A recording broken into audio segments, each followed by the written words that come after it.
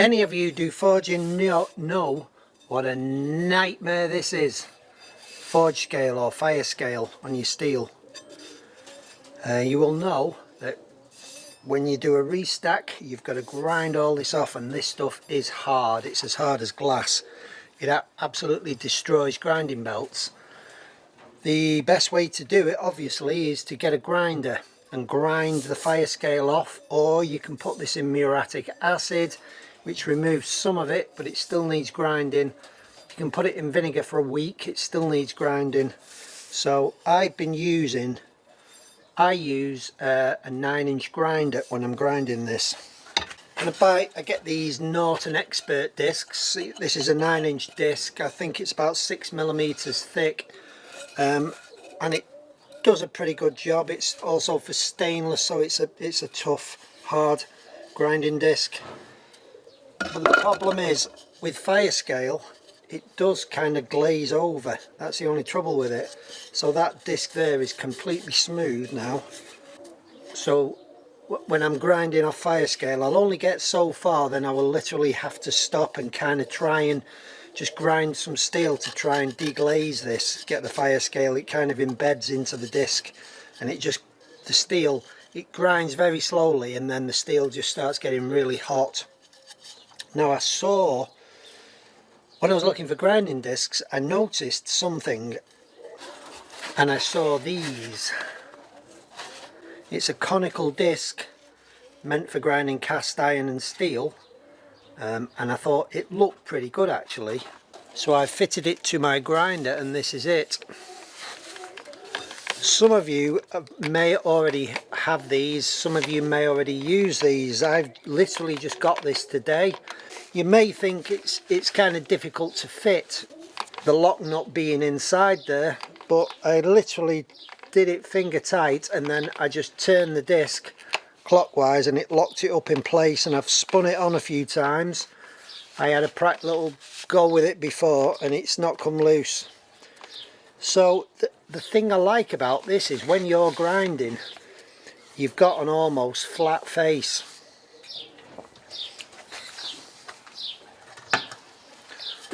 What the discs do when you're grinding,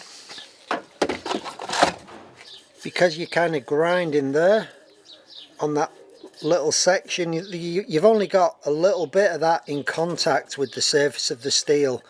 So what you end up doing is creating little valleys, like furrows in the steel, and so you've got to go back on the belt grinder to remove all them furrows. It's very, very difficult to grind steel completely flat with this. So I bought this thinking it may be a lot better to grind flat, because that, you are literally grinding on a flat surface now. Cost, yeah, this was just slightly over £10, so around $12–13 for this disc. I don't know how long it's going to last. Maybe some of you guys who are using these can just answer in the comments and say how much use you get out of these. I know that is about half the price of this, but they kind of wear out and glaze over before I've actually finished using them. You can't actually use all that disc either. It gets down to probably about 5 inches and then it's unusable. So as I say, that's the product. Not affiliated anyway, I've just bought this. It arrived today, so I'm going to give it a go on this steel, and you can watch what it does.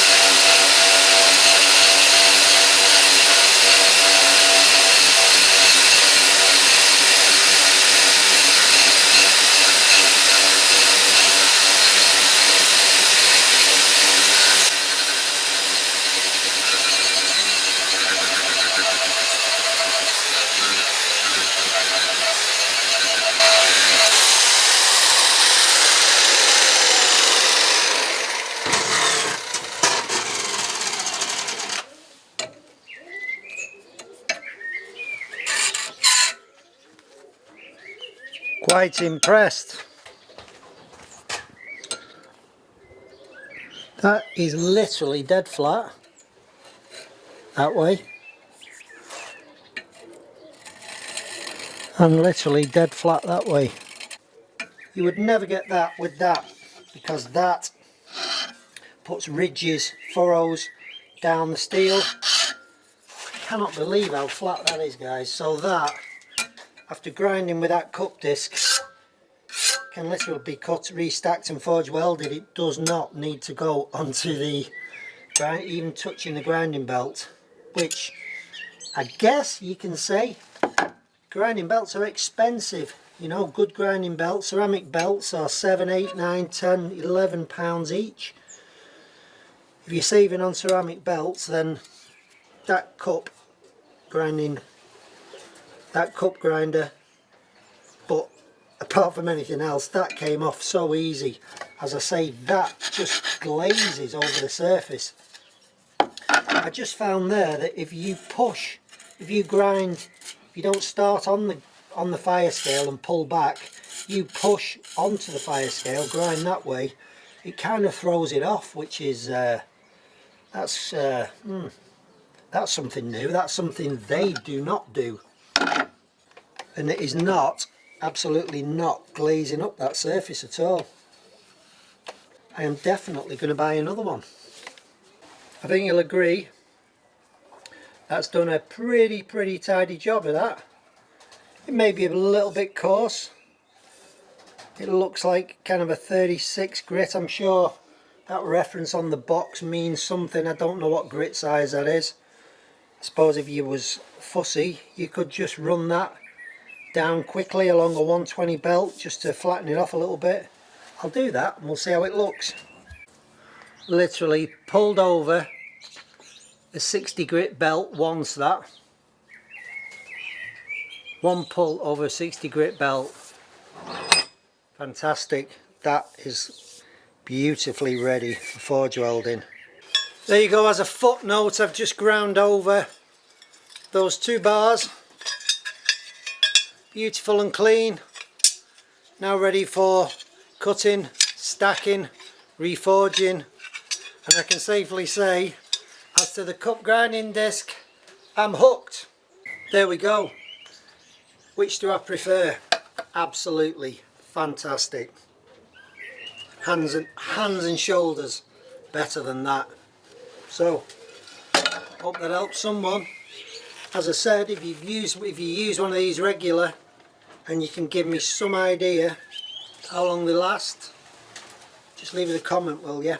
Right guys, thanks to my patrons. I'll see you quite soon. These guys who keep harping on and constantly messaging me about the pigeons, I've still got the pigeons, and I'll just do a little update for you, hopefully this week, Jubilee weekend. Right guys, see you later.